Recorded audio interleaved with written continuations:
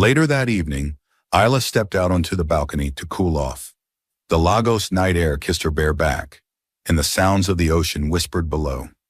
She leaned on the glass railing, sipping from a flute of chilled rose and letting the moonlight wash over her. "Thought I'd find you here," Landon said gently. She didn't turn. "You always like balconies," he added, moving to stand beside her.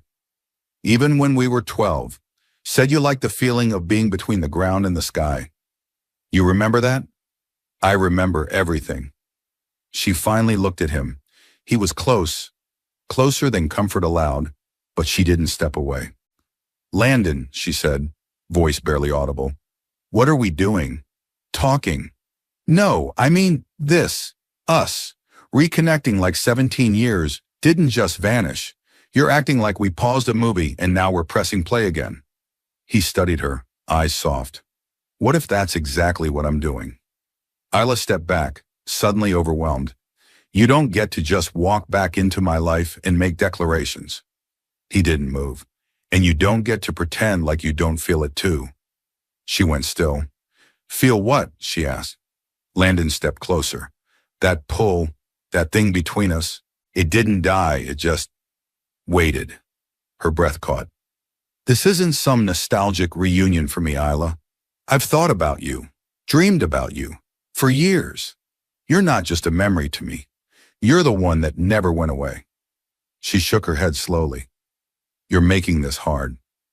"I'm not trying to make it hard," he said, voice low. "I'm trying to make it real." She turned away again, but he touched her hand, and something in her unraveled. "It's not that simple," she whispered.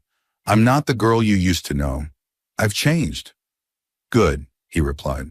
"So have I." Their eyes met again, and this time, neither of them looked away.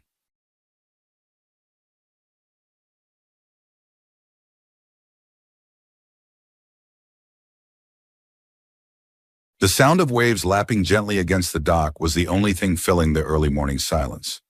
Banana Island was waking up slowly, the sky blushing with the promise of another bright Lagos day. Isla Monroe rolled her suitcase over the polished marble floors of her aunt's penthouse foyer, breathing in the scent of jasmine and ocean air. It had been years since she'd stepped foot in this place, but the view from the glass windows hadn't changed. Endless water, wealth, and wonder. She had returned. 17 years. That's how long it had been since she last saw Landon Steele. They had been best friends once, thick as thieves. As children in Victoria Island, they'd shared everything. Christmases, beach trips, secrets whispered in the dark. He was her safe place, and she was his favorite person. Then life happened. Boarding school for her, London business school for him. Her parents divorced, his father died. They tried to stay in touch, but the years stretched wider than either of them could bridge, and now they were strangers again. Or maybe not quite. Isla wasn't here by coincidence. Her Aunt Marion had organized an exclusive fundraising gala at the Banana Island Yacht Club, and somehow Landon's name had been listed on the VIP guest list. She wasn't sure if that was intentional, but it didn't matter. Part of her wanted to see him. The other part didn't want to feel again. At 35, Isla had done well for herself. Founder of Monroe Luxe, a booming fashion consultancy firm with branches in London and Lagos. She had money, power, and independence. But the more her net worth grew, the lonelier she became. Every man she dated either wanted her success, her image, or her bank account. No one ever wanted Isla for Isla.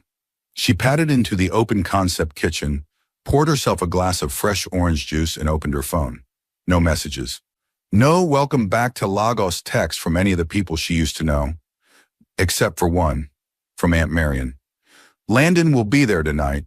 Don't freak out. Wear that emerald dress," Isla groaned, her head dropping onto the cool countertop. Trust her aunt to stir drama like tea. Across town, Landon Steele adjusted his cufflinks in front of the mirror in his penthouse suite at the signature Ikoyi. The dark green silk shirt hugged his frame just right, a perfect contrast to his midnight black tuxedo. His beard was neatly trimmed, jawline sharp as ever, eyes calm but focused. He looked the part. Lagos's most eligible bachelor, billionaire investor, CEO of Steel Group Holdings.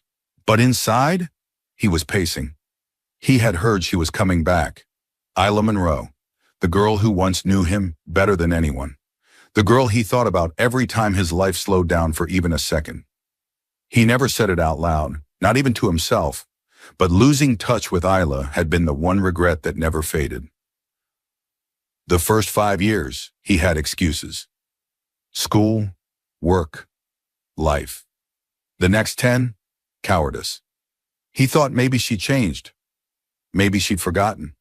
But 2 weeks ago, her name had appeared in a magazine profile about African female billionaires under 40. In the moment he saw her photo, bold brows, fierce eyes, and that signature Mona Lisa smile, he knew. He had never really moved on. Tonight, he'd see her again. He didn't know what he'd say, but he would not let 17 years pass without trying again. The gala at Banana Island Yacht Club was bathed in gold light and soft piano music. Ornate lanterns hung from the chandeliers, reflecting off glasses of champagne and the shimmer of designer gowns. Lagos elite mingled under velvet canopies, laughter blending with soft jazz. Isla stepped in wearing the emerald silk gown her aunt insisted on, backless, form-fitting, elegant. Her heels clicked softly against the marble floor as she made her entrance. She smiled at the murmurs of admiration, but her heart was thudding. She spotted Marion across the room, chatting with a group of older diplomats. But it wasn't her aunt who made her freeze. It was him, Landon Steele. He stood near the open balcony, surrounded by 2 men and a younger woman Isla vaguely recognized from business headlines. But Landon wasn't paying attention to any of them. He was watching Isla. Their eyes locked like magnets. Isla felt her breath catch. He looked incredible. Time had sculpted him into something mythic. Broad shoulders, piercing eyes, and a confidence that didn't need to prove itself. And he was walking toward her. She panicked and turned toward the bar, ordering a glass of Prosecco just to keep her hands busy. "Still nervous around large crowds?" a voice said behind her. She turned slowly, the glass halfway to her lips. "Landon." She blinked. "Wow, you look older," he teased, flashing that same smile she remembered from childhood.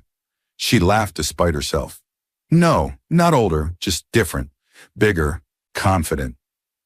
He stepped closer, his voice dropping. "You look exactly like I imagined you would. Still got that Mona Lisa smile." The air between them thickened. "I can't believe we're standing in the same room," Isla said quietly. "I can," Landon replied.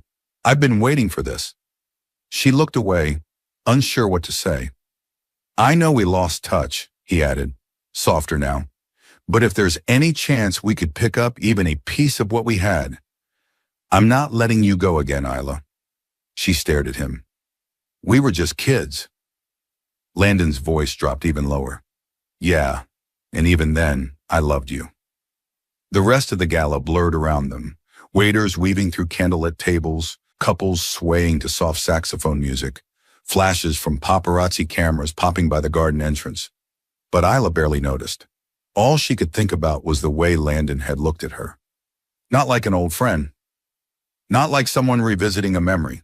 He had looked at her like a man seeing something he'd been waiting for his entire life. After their brief conversation, Isla had retreated to a cocktail table near the windows, needing space to breathe. Her heart was doing laps in her chest, and it had nothing to do with the champagne. She wasn't some teenage girl with a crush. She was a full-grown woman, in heels worth 5 figures, in a business that employed over 50 people.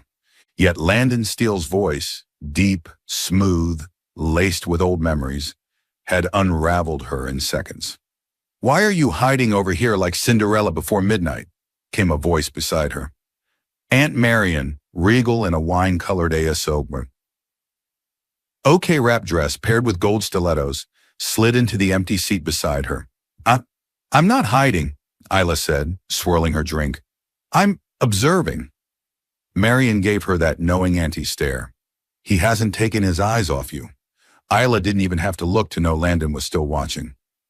"He said something tonight that threw me off." "Oh?" "He said he loved me, Back when we were kids. Marian sipped her red wine and smirked. You say that like it's news. Sweetheart, everyone knew. That boy used to follow you around like you invented oxygen. I was 13, Isla whispered. I didn't know what love was. Neither did he. Marian placed a hand over Isla's. He knows now. Question is, do you want to know too? Isla exhaled and glanced across the room. Landon was now talking with the Minister of Energy, but even then his eyes still flicked in her direction every few seconds. He hadn't changed in the way that mattered. And that was dangerous. Later that evening, Isla stepped out onto the balcony to cool off. The Lagos night air kissed her bare back, and the sounds of the ocean whispered below. She leaned on the glass railing, sipping from a flute of chilled rose and letting the moonlight wash over her. Thought I'd find you here, Landon said gently. She didn't turn. You always like balconies, he added, moving to stand beside her. Even when we were 12, said you liked the feeling of being between the ground and the sky. You remember that? I remember everything. She finally looked at him. He was close, closer than comfort allowed, but she didn't step away. Landon, she said, voice barely audible. What are we doing? Talking. No, I mean this. Us. Reconnecting like 17 years didn't just vanish. You're acting like we paused a movie and now we're pressing play again. He studied her, eyes soft. What if that's exactly what I'm doing? Isla stepped back, suddenly overwhelmed. You don't get to just walk back into my life and make declarations. He didn't move. And you don't get to pretend like you don't feel it too. She went still. Feel what? She asked. Landon stepped closer. That pull, that thing between us, it didn't die, it just waited. Her breath caught. This isn't some nostalgic reunion for me, Isla. I've thought about you, dreamed about you, for years. You're not just a memory to me. You're the one that never went away. She shook her head slowly.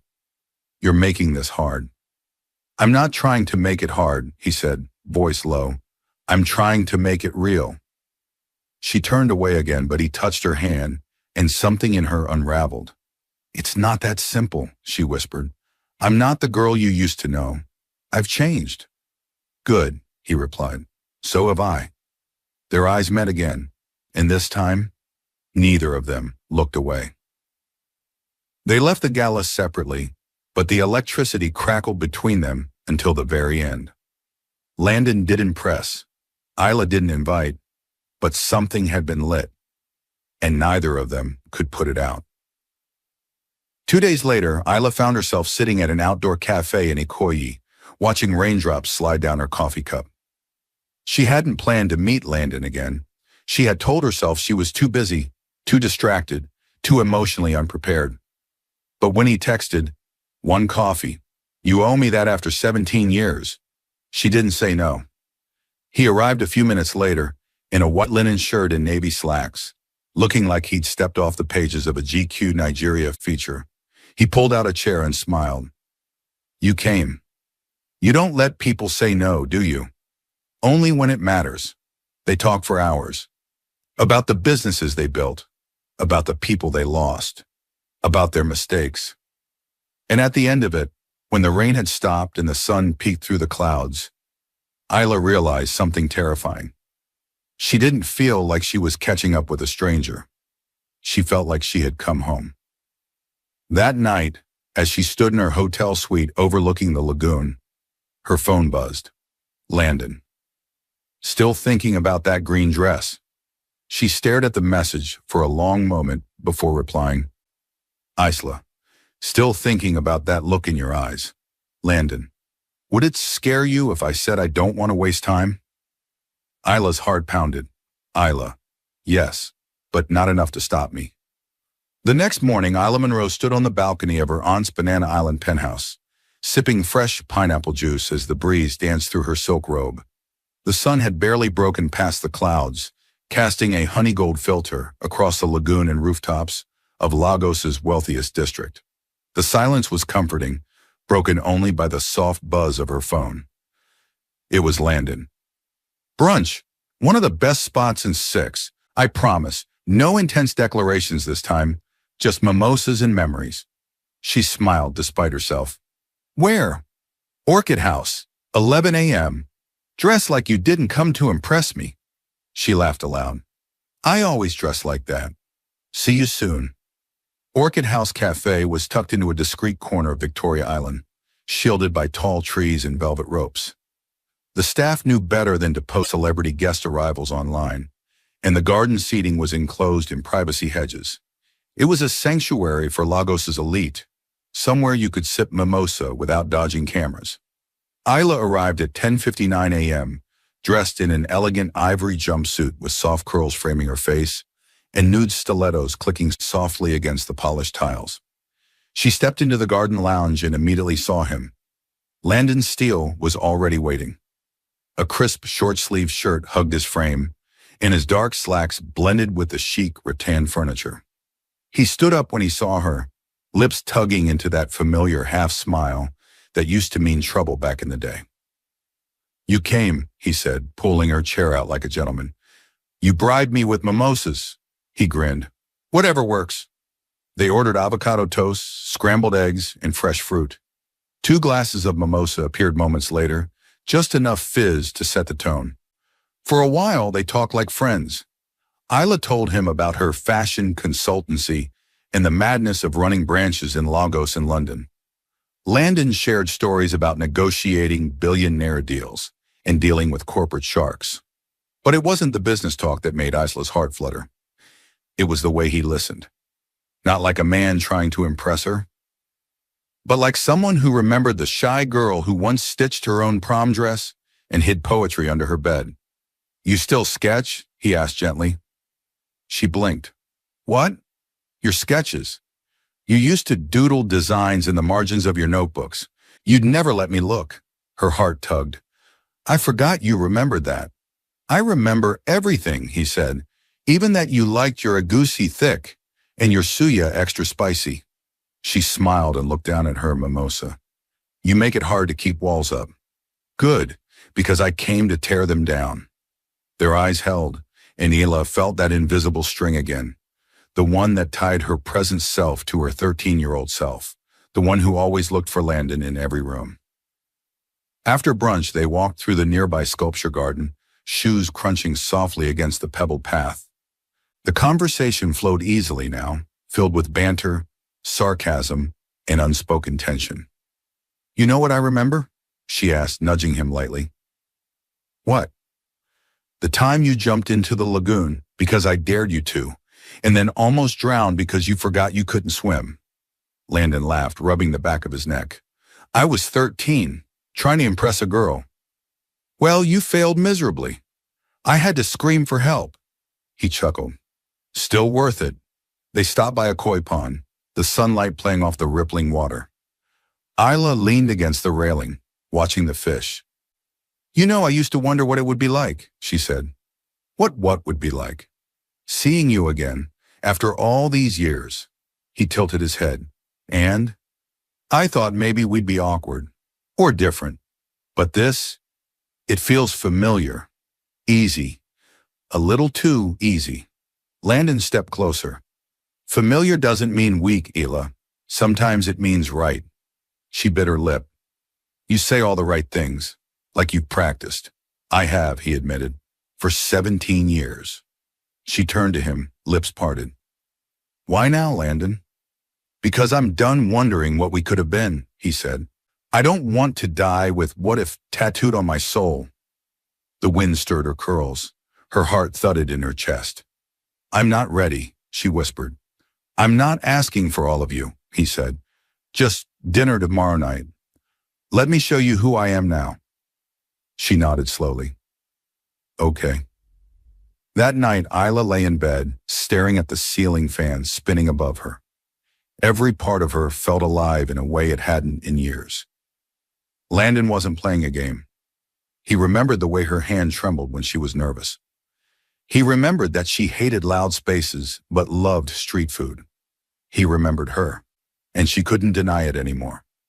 The girl he once knew had been quietly waiting inside her for the man he had become. The evening sun dipped low over Banana Island, staining the sky in hues of fire and silk. Isla Monroe stood at her bedroom mirror, fastening a delicate gold necklace above the neckline of her off-shoulder navy blue dress.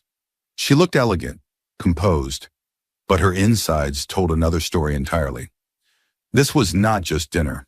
This was her crossing a line she'd spent years guarding. The knock on the door was soft. Then came Aunt Marian's voice. "He's downstairs, in a navy tux, holding flowers like it's prom night." Isla gave a nervous laugh. "Thanks." Marian stepped in, smiling knowingly. "You're glowing, darling." "It's the highlighter," Isla deadpanned. "No, it's him," her aunt said, placing a gentle hand on her shoulder. "You like him." "I always did," Isla admitted quietly. "That's the problem."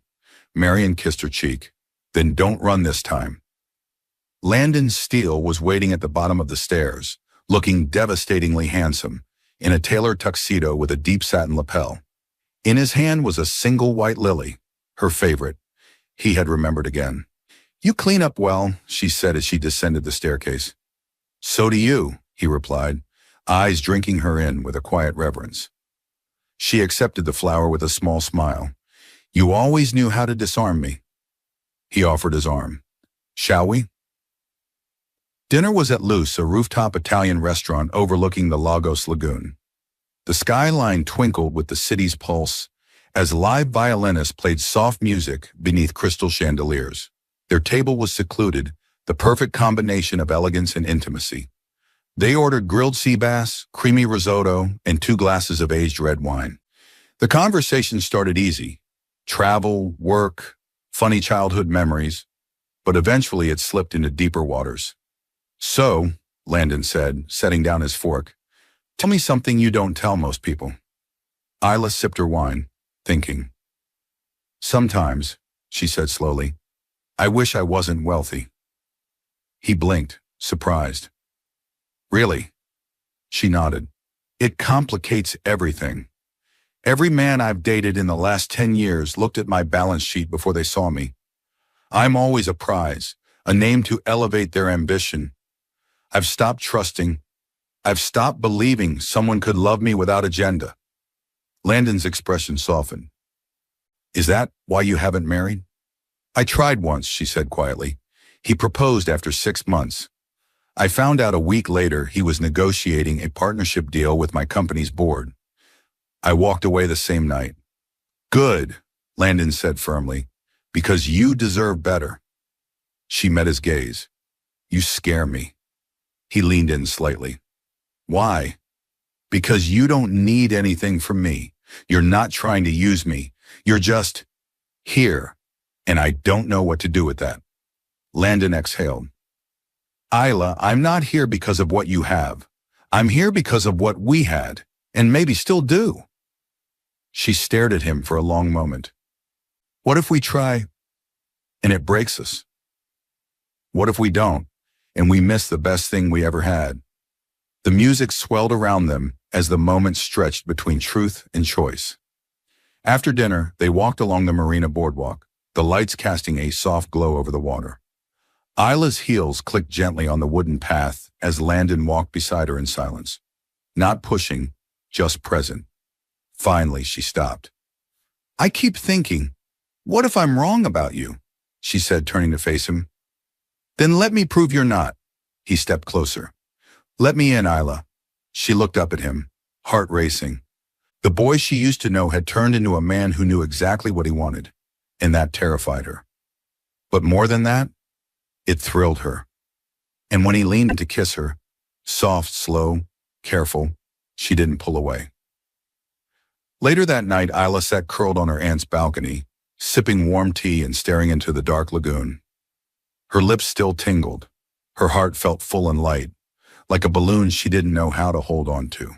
She thought about Landon's kiss, about the way he waited for her to lean in too, about the way he never made her feel owned, just seen. For the first time in a long time, she felt like someone wasn't trying to unlock her walls, but understand why they were there in the first place. And that was terrifying, because this was no longer about a childhood friend. This was about something real, and real meant risk. Across the island, Landon stood by the window of his penthouse, staring out into the night. His phone was on the table, untouched. He didn't need a text from her to know she was thinking about him. The kiss had told him everything. She was falling, slowly, carefully, but undeniably. And this time he was going to catch her. The following evening, Isla Monroe found herself standing in front of her wardrobe, second-guessing everything. She had changed 3 times already, first into a silk-wrapped dress, then into a tailored jumpsuit, and now into a soft, blush-toned slip dress that flowed effortlessly with every breath of air. It wasn't flashy. It wasn't trying too hard. It was safe. And she hated that she felt the need to be safe around Landon Steele.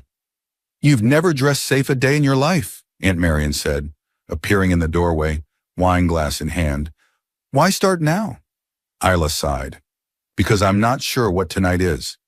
Marion raised an eyebrow. "Is it a date?" "Yes." "Do you like him?" "Yes." "Then wear something that makes you feel like a goddess and stop pretending you're not dying to see him again." Isla turned slowly toward the mirror. Her aunt was right. This wasn't just another evening. This was her opening a door she had slammed shut 17 years ago. And deep down, she wanted to walk through it. Landon arrived in a black SUV, stepping out in a crisp white shirt tucked into fitted dark trousers. No tie, just clean, quiet confidence. He looked like the kind of man who turned heads at boardrooms and weddings alike. But tonight he only had eyes for one woman. And when he saw her, emerging from the house in a scarlet-wrapped dress, with heels that kissed the driveway, his breath caught. "You look devastating," he said, taking her hand. "You clean up well yourself," Isla replied, cheeks warm. They rode in silence for a few minutes, the tension thick but charged. Landon reached over and brushed her fingers gently. "Are you nervous?" he asked. "Only when I realize this doesn't feel like a game anymore." He smiled. "That's because it's not." Dinner was at Verite, a discreet, fine dining restaurant hidden within the private floors of a luxury art gallery in Ikoyi. Each course was crafted like sculpture. Saffron risotto served in porcelain shells, grilled sea bass draped over truffle mash, and crystal-cut wine glasses filled with deep red vintage blends. Soft music and low candlelight made everything feel close. Intimate. Dangerously so. They didn't talk much about work that night. Instead, they traded stories. Some old, some new.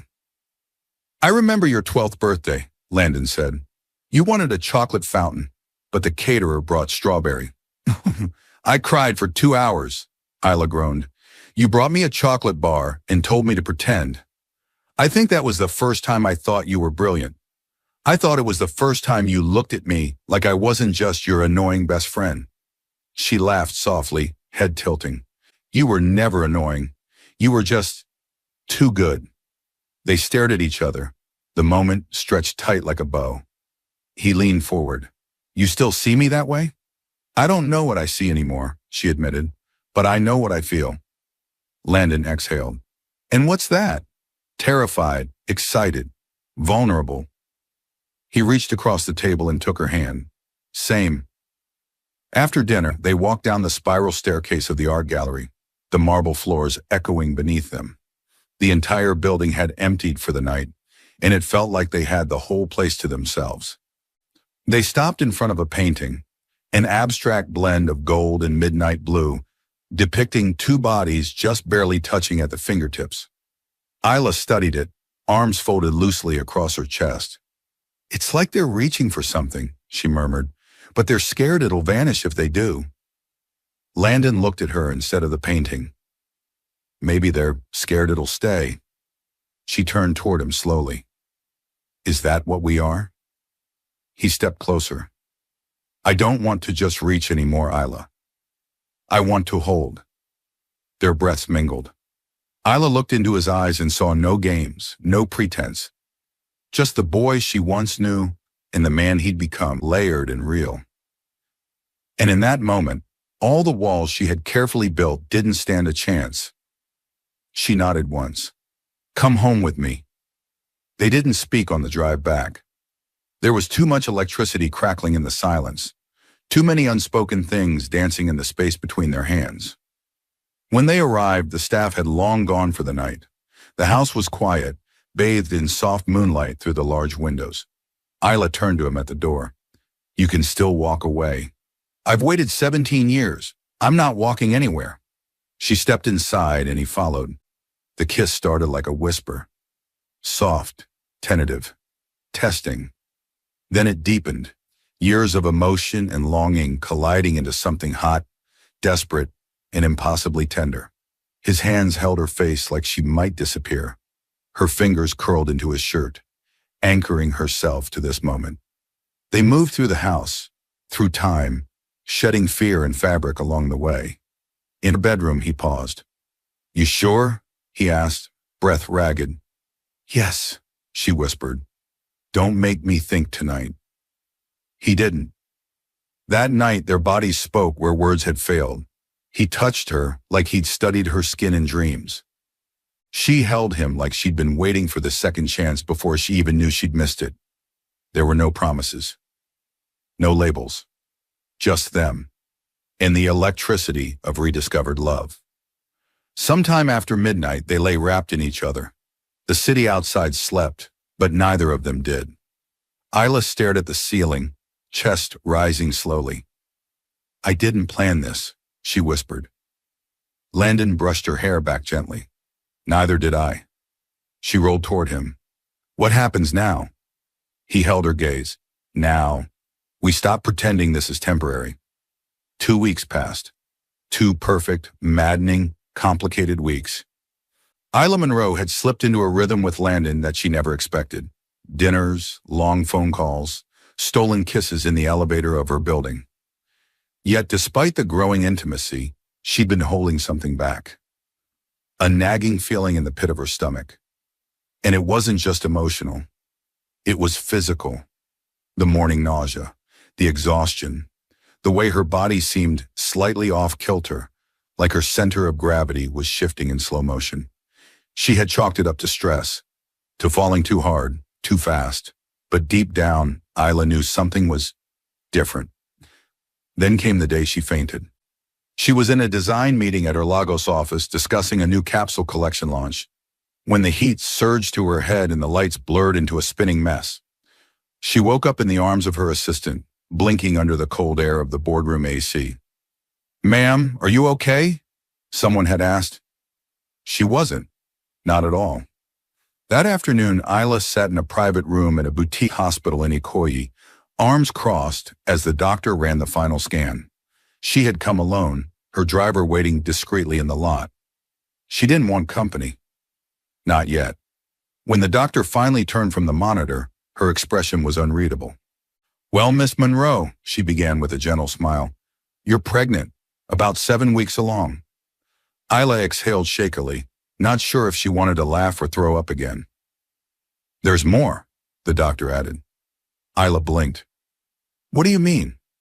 "There are 3 heartbeats." The room went still. 3, Isla echoed, her voice dry. "Yes," the doctor confirmed, turning the monitor toward her. "Triplets." The world tilted. Isla stared at the screen in numb silence. She had come in expecting the worst. Instead, she was looking at 3 tiny pulsing dots, 3 tiny lives growing inside her. From one night, one impossible night. She barely remembered the drive home. Her driver asked if she was okay twice. She just nodded, her hands clutching the hem of her dress, like it was the only thing tethering her to reality. Triplets? She hadn't even told Landon she was late.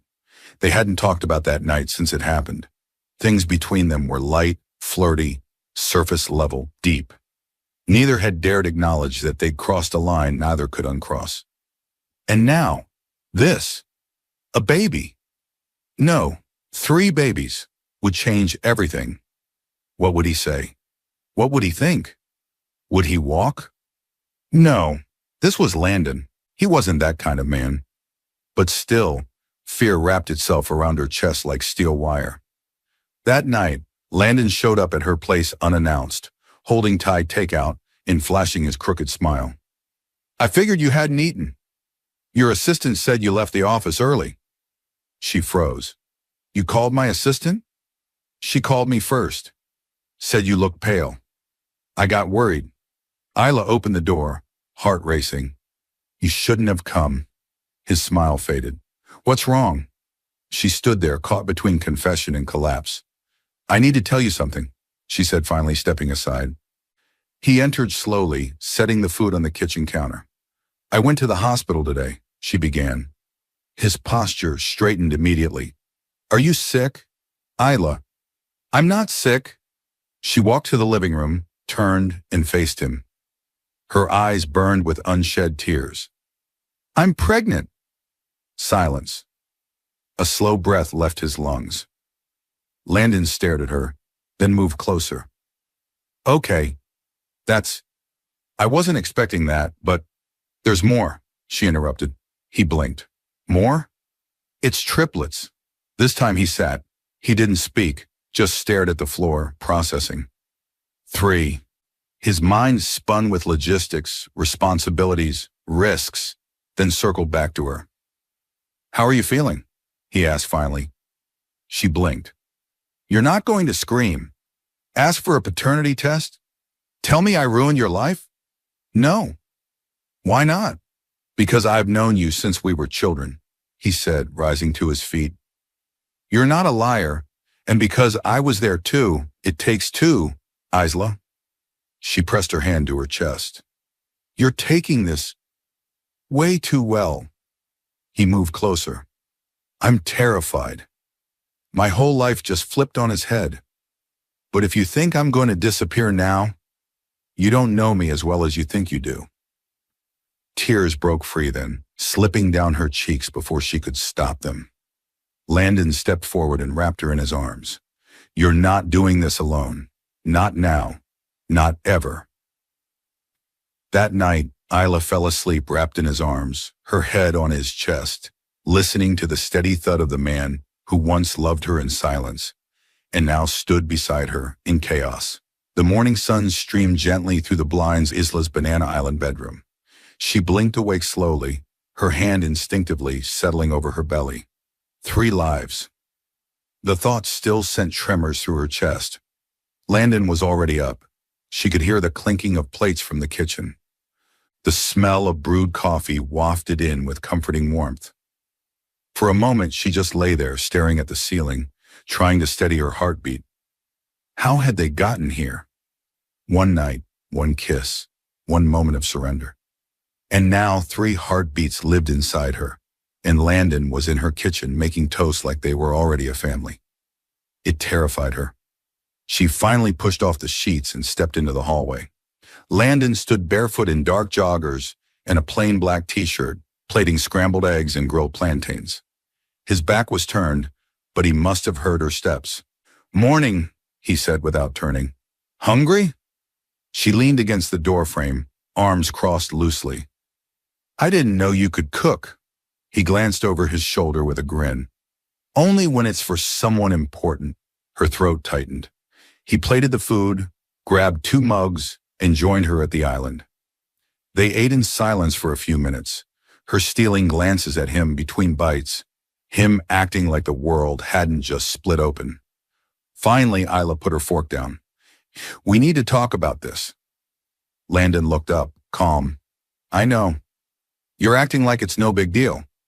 It is a big deal. Probably the biggest thing that's ever happened to me, he said. But I'm not panicking because that won't help either of us. I'm here. You and those babies, he swallowed.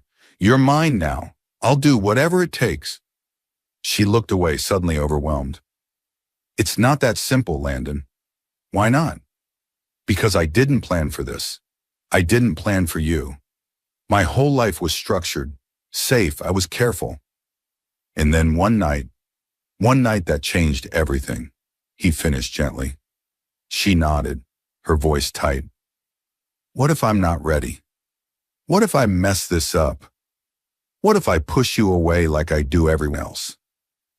You won't, he said, reaching for her hand. And if you try, I'll just find another way back in. Isla, I've already lost you once. I'm not making that mistake again. Her eyes brimmed. You make it sound so easy. It's not, but it's real. He stood then, came around the island, and helped her down from her stool. His arms circled her waist, resting over the curve of her belly.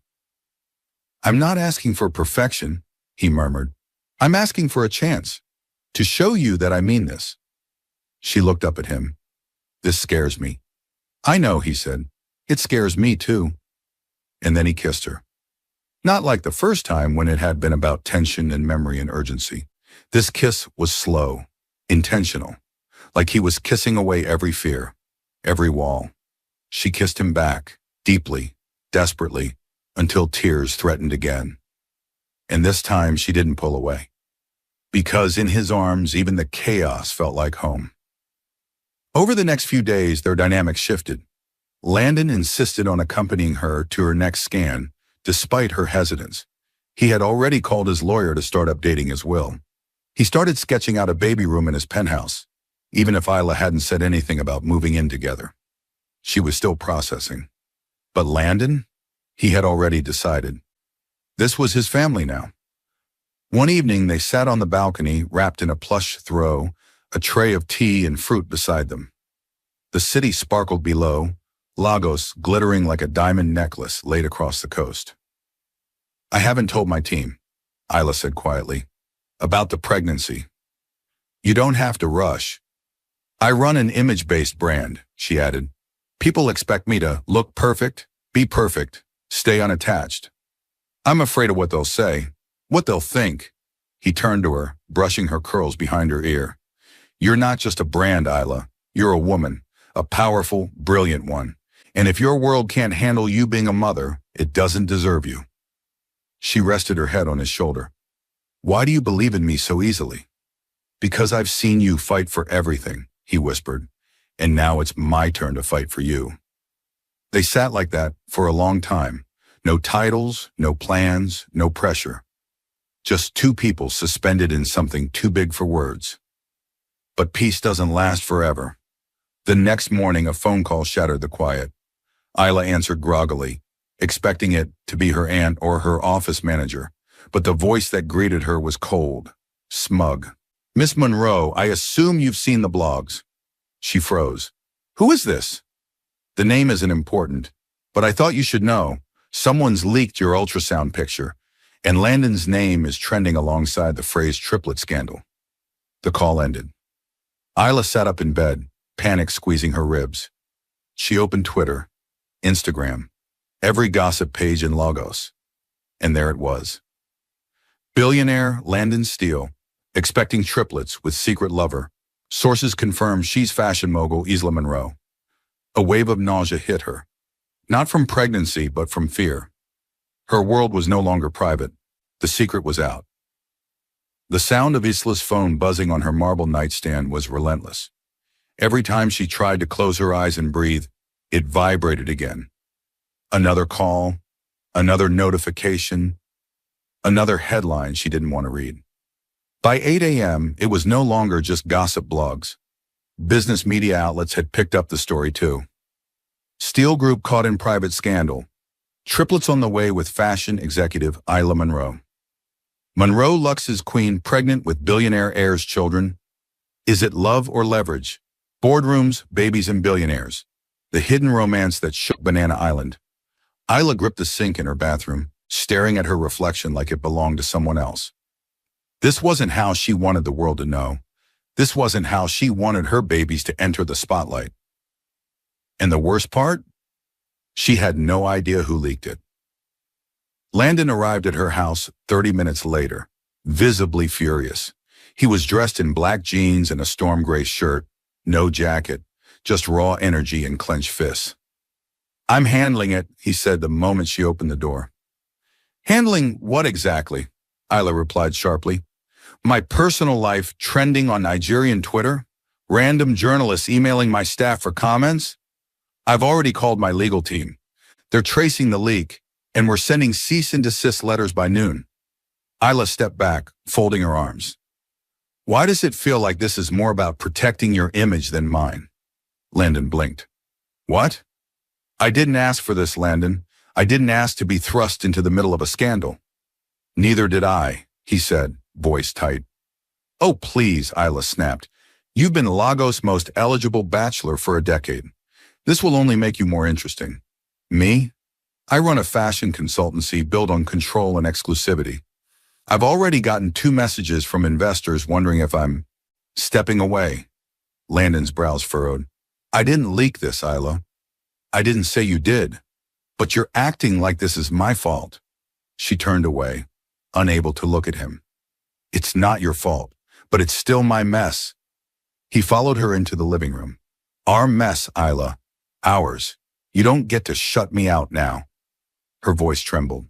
I don't know how to do this. Do what? Be vulnerable in public. Be someone's family. I was finally in control of my life. Now I feel like I'm spiraling, and you're just fine. He moved closer, gently placing a hand on her shoulder. I'm not fine. I'm trying to be calm because I know one of us has to be. She looked up at him, eyes glassy. It's easier for you. No, it's not, he said firmly. You think this doesn't terrify me too? I've never had a family that didn't fall apart. My dad died before I could understand what love even meant. Every woman I've been with walked away before it got real. But you're the only thing that's ever felt solid. Silence settled between them, thick and trembling. I'm scared, Isla whispered.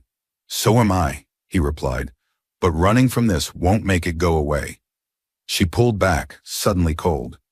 Maybe some space is a good idea. Landon's expression fell. Are you asking me to leave? Just for a few days. I need time. To do what? To think, to breathe, to figure out if I can still lead my company while being plastered across blogs with your name attached to mine. He nodded slowly, jaw tight. Fine. He walked toward the door, then paused. But don't confuse space with distance. I'm not going anywhere, Isla. Not from you, not from our children. Then he left. And Isla collapsed onto the couch, her hands on her belly, the weight of 3 lives pressing harder than ever. The following days were a whirlwind of media cleanup and self-imposed isolation. Isla turned off her phone and worked from home. She issued a vague press release about taking personal time and declined all interviews. Her staff was understanding. Her investors were careful, but inside she was unraveling. Pregnant, alone, unsure if she could trust the man who swore he'd never leave. And yet, she missed him. His calm, his presence, his ridiculous midnight food cravings, and the way he kissed her like she was the only thing in the world that ever made sense. Maybe distance wasn't the answer. 3 nights later, Isla found herself pacing in the hallway after a long shower, hair wet, robe tied loosely at her waist. Her hand rested on her slightly rounding belly as she whispered softly. I'm sorry, she murmured to the babies. I'm trying to protect you the only way I know how. Then came the knock. She paused. Another knock, louder, more insistent. When she opened the door, Landon stood there, rain-drenched, holding a plastic file folder. You left me no choice, he said. You locked me out, and I respected it. But I also know you. You're probably overthinking yourself into a corner. She sighed. Landon. He opened the file. Inside were plans, medical care schedules, a drafted media strategy, a proposed team of private security, and a hand-drawn sketch of a baby room. I'm not trying to push you, he said, but I need you to know I'm planning to stay. Her eyes flicked to the sketch. 3 cribs, 1 for each life they made in a single night. I didn't leak it, he said softly, but I'd leak the truth if I thought it would make you feel safe. Isla reached for the sketch, holding it like it might fall apart. Then, without thinking, she pulled him into a kiss. This one wasn't passionate. It wasn't desperate. It was grateful, and scared, and real. That night she let him hold her again. No promises, no perfect plans. Just 2 people in the middle of a storm, choosing again and again to stay. The morning after Landon returned, Isla woke up to something she hadn't felt in weeks. Peace. Not the kind that came from silence, but the kind that came from knowing someone had chosen to stay. She rolled over to find him already awake, lying on his side, head propped on one hand, watching her with soft eyes. "I didn't want to wake you," he said. "You needed the sleep." She blinked slowly. "I needed you more." He smiled and brushed her curls off her cheek. "Then I'm not going anywhere." For the first time since she'd seen that ultrasound screen, her heart didn't clench with anxiety. It swelled. Later that day, Isla stood in her office, back in full command mode. She wore a sleek black gown with a cinched waist and soft heels, the kind that looked effortless but could cut through any room like a knife. Her assistant buzzed in. "Ma'am, your 3 o'clock board call is ready." Isla took a deep breath. She had kept the pregnancy quiet within her company, but now that the media had done the worst of the damage, she owed it to her team to speak her truth, with or without the narrative being controlled. She joined the virtual meeting and was greeted by a dozen faces on the screen. "Before we begin," she said, "I want to address the headlines." The tension was immediate. She continued, "Yes, I am pregnant. Yes, with triplets. No, I am not stepping down." Someone chuckled nervously. Another board member blinked in surprise. "I am very much capable of running Monroe Lux while building a family," she added. "And if anyone feels otherwise, this is the time to say it." No one said a word. After a moment, the board chair, Mrs. Rena Adebayo, smiled. "We didn't invest in Monroe Lux because you were single, Isla. We invested because you're brilliant. We're with you." Isla felt a lump rise in her throat. "Thank you," she said quietly. That evening, Landon surprised her again, this time with something small but thoughtful. He took her to a cozy rooftop restaurant in Ikoyi, away from cameras and crowds, where the air was warm and private. The table was set with soft lighting, and the city glowed in the distance. She wore a flowing emerald dress that danced around her ankles. Her bump had just begun to show, and for once she wasn't trying to hide it. As they sat down, she looked across the table and smiled. "You keep showing up." Landon leaned in. "Because you finally let me." She exhaled deeply. "I spent years thinking I had to do it all myself, that no one would stay, that I had to protect myself from this." He reached across the table, taking her hand. "I'm not just here because of the babies," he said. "I need you to believe that." She nodded. "I do. Now. I just didn't know how to let go before." "Do you remember what you used to say when we were kids?" he asked. She laughed. "I said a lot of things, most of them stubborn. You'd say, 'I'd rather die than be rescued,' even when we were 12. She smiled. "Yeah, sounds like me." "Well," he said softly, "this time you don't need to be rescued. You just need to be loved." The words hit her like warmth in winter. Isla blinked quickly, fighting tears. "And you're sure you're not going anywhere?"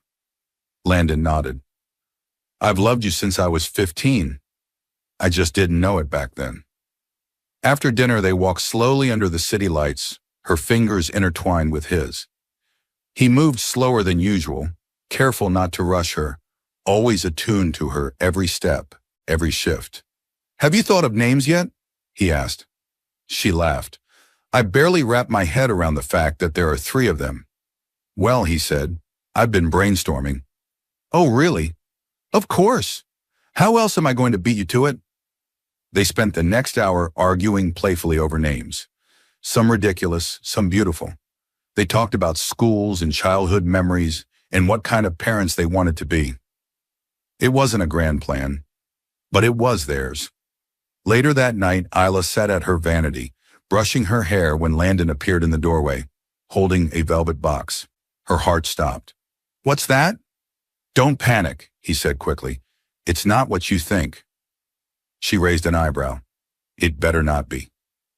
He walked over and opened the box. Inside was a delicate gold necklace with 3 tiny heart charms, each etched with the letter B, for the baby's temporary nicknames, Bean 1, Bean 2, Bean 3. She laughed, then cried, then hugged him like the world was ending. "You're unbelievable," she whispered against his chest. "I just want you to remember," he said, resting his chin on her head, that even on the hardest days, you're never alone. That night, Isla lay awake in bed, her hand resting over her belly. Landon was asleep beside her, one arm protectively draped across her waist. She stared at the ceiling, the soft whir of the ceiling fan above. And for the first time, she wasn't afraid of what was coming. Because love had returned. Because she had finally believed. The next morning, the air over Banana Island was unusually quiet. Rain had passed through Lagos in the early hours, leaving everything clean and glistening. Isla Monroe sat on the terrace, barefoot, wrapped in a knit shawl. A tray of fruit, croissants, and ginger tea sat untouched in front of her. She was staring out at the horizon, hand resting on her small, growing bump. Landon had left early, said he had a few things to handle. No details. Just a kiss on her temple and a whispered, "Trust me." And now, her chest ached with anticipation. She had never felt more loved. But she had also never felt more vulnerable. Because when you finally believe, you have something to lose. Hours later, her Aunt Marion showed up uninvited, carrying a box of baby clothes she accidentally found during her morning errands. "You knew?"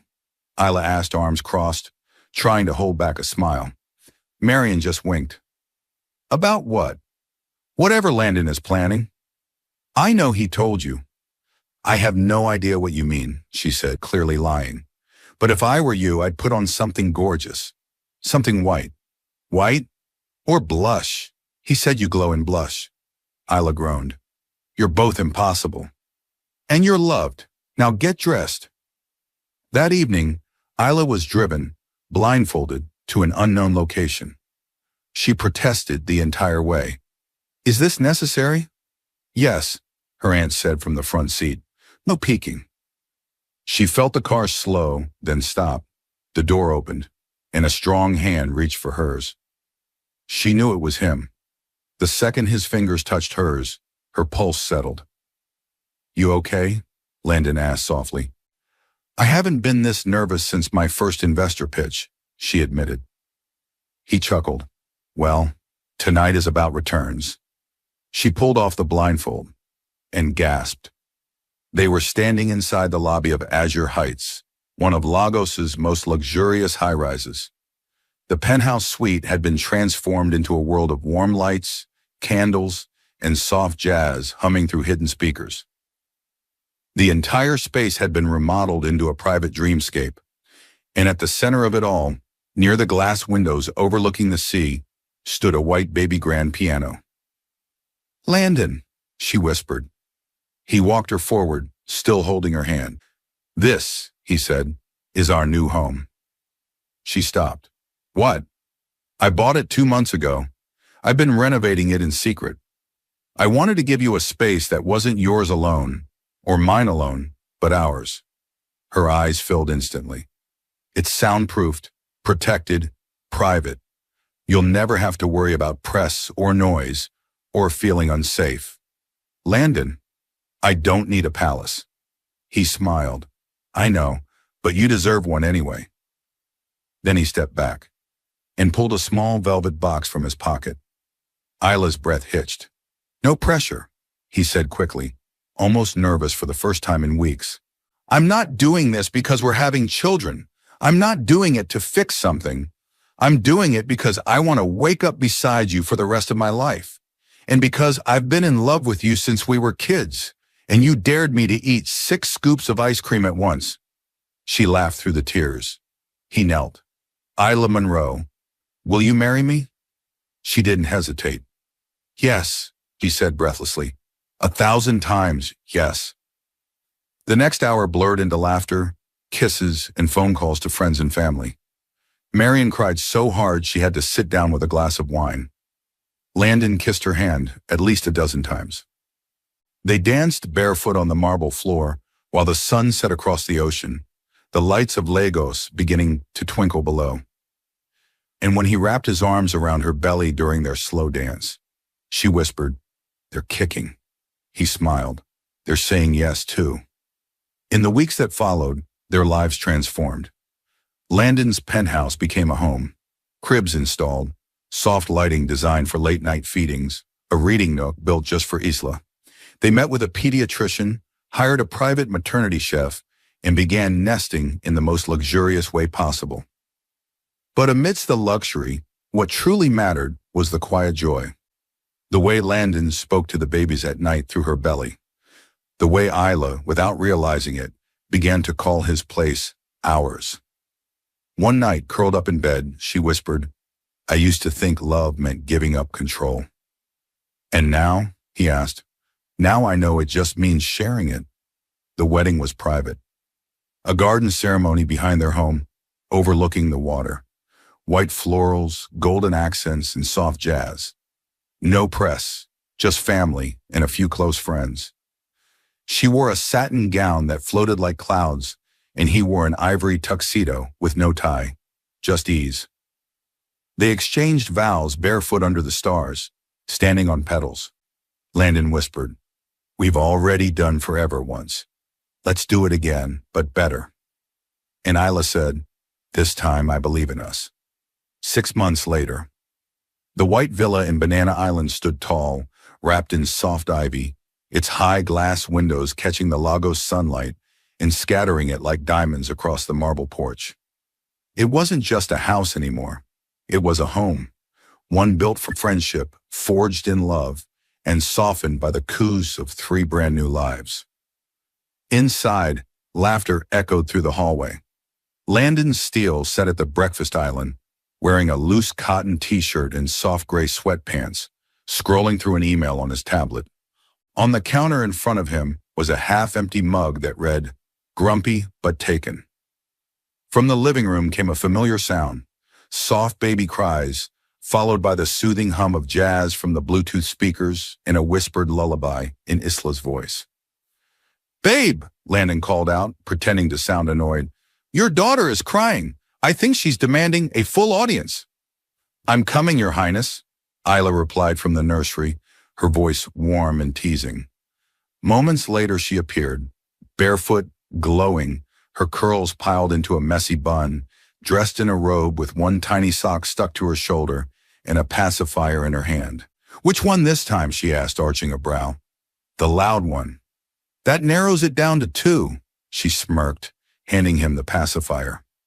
Landon chuckled, stood, and walked over to the large white bassinet in the living room, where 3 tiny babies lay wrapped in pastel swaddles like royalty on parade.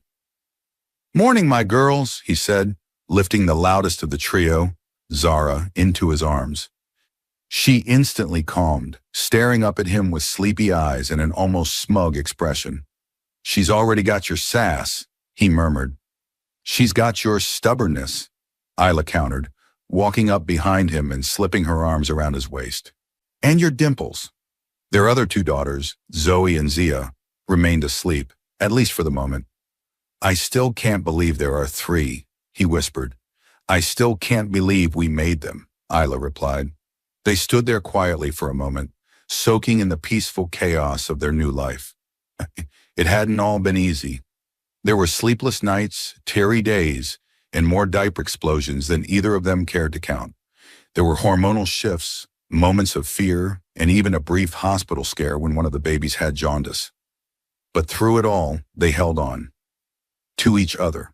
To the love that had once been buried beneath years of silence and was now louder than ever. Later that afternoon, Aunt Marion arrived, dressed in a floral boubou, oversized sunglasses, and dragging a gift bag the size of a suitcase. "I come bearing grand aunt duties," she announced. "Where are my babies?" "They're napping," Isla said, laughing. "Shame. I wore perfume just for them."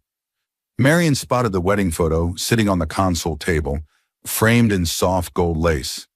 Isla in a silk gown, Landon beside her, both barefoot and beaming. The triplets had been in matching flower crowns, nestled safely in Aunt Marion's arms during the ceremony. "Still looks like a dream," she said, brushing a speck of dust from the frame. "It was," Isla whispered. "It still is." That evening, Landon took Isla to the rooftop garden he'd secretly finished building weeks ago.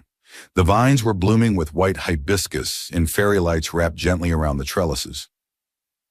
There, a single table sat beneath the stars, and beside it, the baby monitor, volume turned up just enough for peace of mind.